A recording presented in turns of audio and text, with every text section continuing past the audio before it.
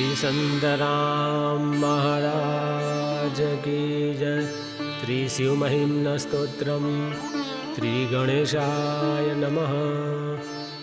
गजाननं भूतगणाधिसेवितं कपित्थजाम्बूफलचारुभक्षणम् उमासुतं शोकविनाशकारकं नमामि विघ्नेश्वरपादपङ्कजं। श्रीपुष्पदन्त उवाच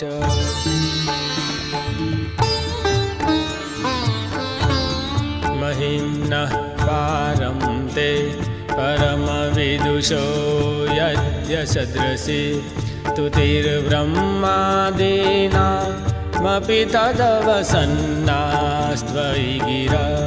अथावाच सर्व स्वमतिपरिणामावधिगणन् ममाशेषस्तोत्रे हरनिरपवादपरिकर।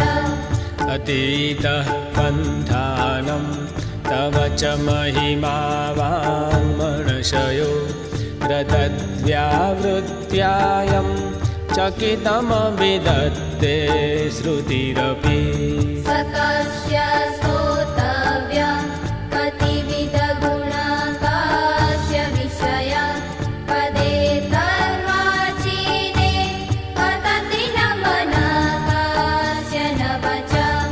मधुस्फीता वाच परममृतं निर्मितवत तव ब्रह्मन् किं वा कपिसुरगुरोर्विस्मयपदम्। मम त्वेतां वाणीं गुणकथनपुण्येन भवता पुनामीत्येतस्मिन् पुरमथनबुद्धिर्व्यवसिता। तवैश्वर्यं यत्तद् जगदुदयरक्षा प्रलयकृत् त्रयीवस्तु व्यस्तं त्रिषु गुणभिन्नासु तनुषु। अभव्यानामस्मिन् वरदरमणीयामरमणि विहन्तु व्याघ्रोषि विदधत इहैके जडधिया। किमिह किं काय स खलु किमुपायस्त्रिभुवनं किमाधारो धाता सृजति किमुपादान इति च। अतर्कैश्वर्यैत्वयनवसरधुस्तो हतधिया कुतर्कोऽयं कांसीन् मुखरयति मोहाय जगत्। अजन्मानो लोका किमवयववन्दोऽपि जगताम् अधिष्ठातारं किं भवविधिरनादद्य भवति। अनीशो वा भूयात् भुवनजननीका परिकरो यतो मन्दास्वाप्रत्यमरमरसंसेरत इमे।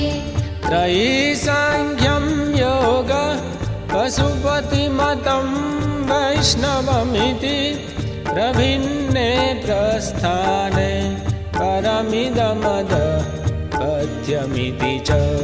रुचीनां वैचित्र्या व्रजकुटिलनानापथजुषां नृणामेको गाम्यस्त्वमसि पयसामर्णव इव।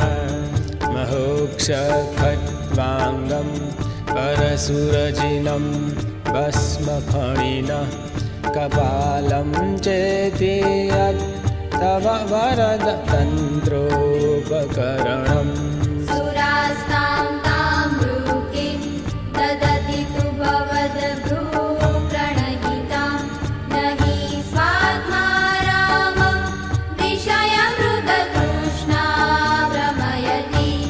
ध्रुवं कश्चित् सर्वं सकलमपरस्त्वध्रुवमिदं परो द्रव्या द्रव्ये जगति गदति व्यस्तविषये समस्ते तस्मिन् पुरमथनते विस्मित इव सुवनजिह्वेऽपि त्वं न खलु ननु द्रष्टा मुखरता तवैश्वर्यं यत्न यदुपरि विरञ्चिर्हरिरथ परिच्छेतुं याता वनलमनल स्कन्धवपुष ततो भक्ति श्रद्धा भरगुरुगृणुद्भ्यां गिरिशयत् स्वयं तस्थेताभ्यां तव किमनुवृत्तिर्न फलति अयत्नादापाद्य त्रिभुवनमवैरव्यतिकरं प्रशास्यो यद्बाहु न भृतरन कण्डूपरवशान् शिरपद्मश्रेणी रचितचरणाम्भोरुहबले स्थिरायास्तद्वक्त्रे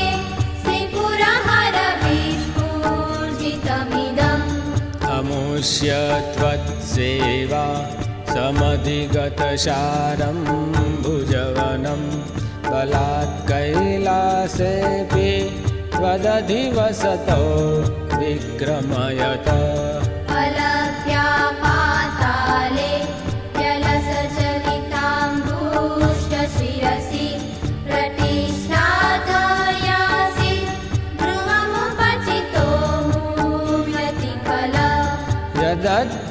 यदत्रिंसूत्राम्नो वरद परमोच्चैरपि सति मदश्चक्रे बाण परिजनविधेय त्रिभुवन न तच्चित्रं तस्मिन् वरिवसि तरि त्वच्चरणयो न कस्या उन्नत्यै भवति शिरसस्तैयवनति अकाण्ड ब्रह्माण्ड क्षयचकितदेवासुरकृपा विधेयस्यासेद्य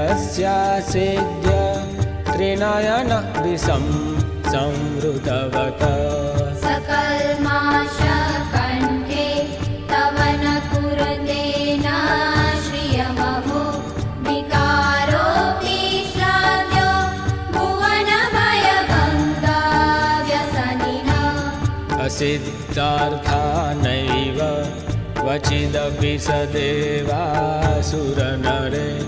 निवर्तन्ते नित्यं जगति जयिनो यस्य विशिखा सपश्यत्रीशत्वा नितरसुरसाधारणमभूत् स्मर स्मर्तव्यात्मा न हि वशिशुपत्या परिभव महीपादागातद् व्रजति सहसा संशयपदं पदं विष्णोर्भ्राम्यत् भुजपरिगरुग्नग्रहगणम् मुहूर्द्योर्द्योष्ठ्यां या त्वनिभृतजटा ताडिततटा जगद्रक्षायै त्वं नटसि ननु वामेव विभूता वियद्व्यापीतारा गणगुणितफेणोद्गमरुचि प्रवाहो वाराम्य कृशतलघुद्रष्ट शिरसि ते जगद्वीपाकारं जलदिवलयं तेन कृतमि जनेनैवोऽन्त्रेयं धृतमहिमदिव्यं तव वपु रथक्षोणीयन्ता शतद्रुतिरगेन्द्रो धनुरथो रथाङ्गे चन्द्रार्को रथचरणपाणि सर इति निदर्शोऽस्ते कोऽयं त्रिपुरतृणमाडम्बरविधिर् विधय्ये क्रीडन्त्यो न खलु परतन्त्रा प्रभुधिया हरिस्ते सहस्रं कमलबलिमाधा तदेको नेतस्मिन् निजमुदहरन् नेत्रकमलम् गतो भक्त्युद्रेक परिणतिमसौ चक्रवपुषा त्रयाणां रक्षायै त्रिपुरहर जागति जगता क्रतो सुप्ते जाग्रत् त्वमसि फलयोगे क्रतुमतं स्वकर्म प्रध्वस्तं फलति पुरुषाराधनमृते अतस्त्वां सम्प्रेक्ष्य क्रतुषु फलदान प्रतिभुवं श्रुतो श्रद्धां बद्ध्वा दृढपरिकर कर्मसु जनः क्रियादक्षो दक्ष क्रतुपतिरधीशस्तनुभृतां ऋषीणामाद्वेद्यं शरणदसद्रस्यासुरगणा क्रतुवंशस्तौतं क्रतुफलविधानाव्यसनिनो ध्रुवं कर्तुं श्रद्धा विदुरमभिचाराय हिमखा प्रजानाथं नाथ वृषभमभिकं स्वां दुहितरं गतं रोहिद्भूतां त्रिरमय सुभृश्यस्य वपुषा धनुष्पाणेर्यातं दिवमपि सपत्राकृतममं प्रसन्तं तेऽद्यापि त्यजति न मृगव्याधर्भष स्वलावण्याशंसा धृतधनुष्महनाय तृणवत् पुरप्लुष्टं दृष्ट्वा पुरमथन पुष्पायुधमपि यदि श्रेणं दैवी यमनिरतदेहार्धघटना दवैति त्वामर्दा बत वरदमुक्ता युवतया श्मशाने स्वक्रीडा स्मरहर पिशाचा सहचरा चिताभस्मालेप प्रगपि नु करोति परिकर अमङ्गल्यं शीलं तव भवतु नामेवमखिलं तथापि स्मर्तॄणां वरद परमं मङ्गलमसि मनः प्रत्यक्चित्ते सविदमवधायात्तमरुत रहस्यद्रोमाण प्रमदसलिलोत्सङ्गितदृश यदा लोक्यालादं यदहिमनिमज्जामृतमये तदत्यन्तसत्त्वं किमपि यमिनस्तखिल भवान् त्वमर्कस्त्वं सोम त्वमसि पवनस्त्वं हुतवः त्वमापस्त्वं व्योम त्वमुधरनिरात्मा त्वमिति च परिच्छिन्नामेवं स्वयंवरिणताभिर्ऋतुभिरं न विन्मस्ततं त्वं वयमिहतु यत्त्वं न भवसि त्रयीं ते स्तवृत्ति त्रिभुवनमथो त्रीणपि शूरा अकाराद्यवर्णे त्रिभिरभिदधद्दीर्णविकृति तुरीयं ते धाम ध्वनिभिरवरुन्धान्मणुभिः समस्तव्यस्तं त्वां शरणदगुणाद्योमिति पदम् भवः सर्वो रुद्र पशुपतिरथोग्रसः मां तथा भीमेशाना वितेयदभिधानाष्टकमिदम् अमुष्मिन्नत्यैकं प्रविचरति देवाश्रुतिरपि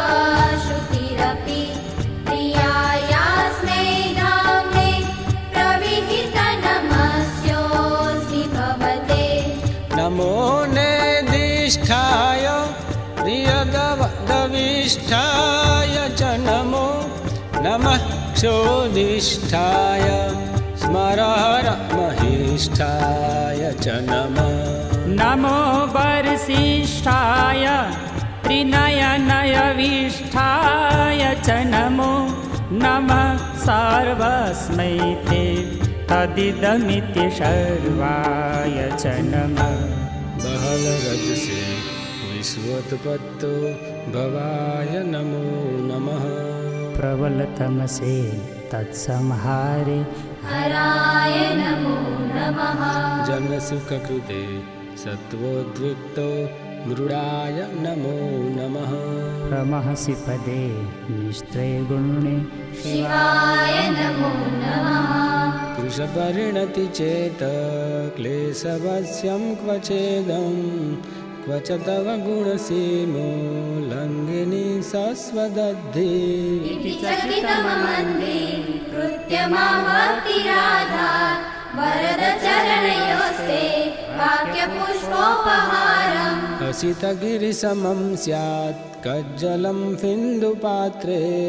सुरतरुवरशाखा लेखनी पत्रमुर्वी लिखति यदि गृहीत्वा शारदा सर्वकालं तदपि तव गुणानां निःशपारं न याति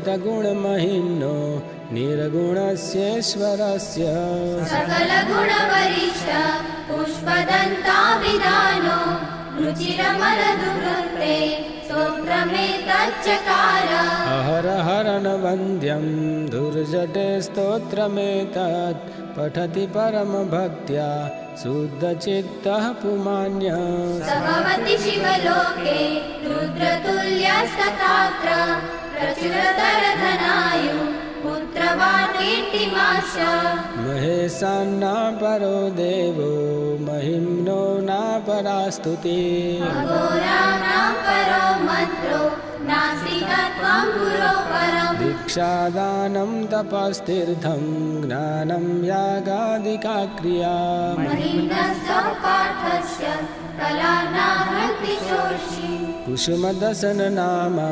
सर्वगन्धर्वराज शिशुशशिधरमौले देवदेवस्य दास सगुरनिजमहिम्नो भ्रष्ट एवास्य रोषात् सवनमिदमकाशीत् दिव्यदिव्यं महिम्ना सुरवरमुनिपूज्यं स्वर्गमोक्षैकहेतुं पठति यदि मनुष्य प्राञ्जलिर्नान्यचेता व्रजति शिवसमीपं किन्नरे स्तूयमाना सवनमिदममोघं पुष्पदन्तं प्रणीतम् श्रीपुष्पदन्तमुखपङ्कजनिर्गतेन स्तोत्रेण किल्बिषहरेण हरप्रियेण कण्ठस्थितेन पठितेन समाहितेन सुप्रीतो भवति भूतपरिमहेश इत्येषा वाङ्मयी पूजा श्रीमत्शङ्करपादयो अर्पिता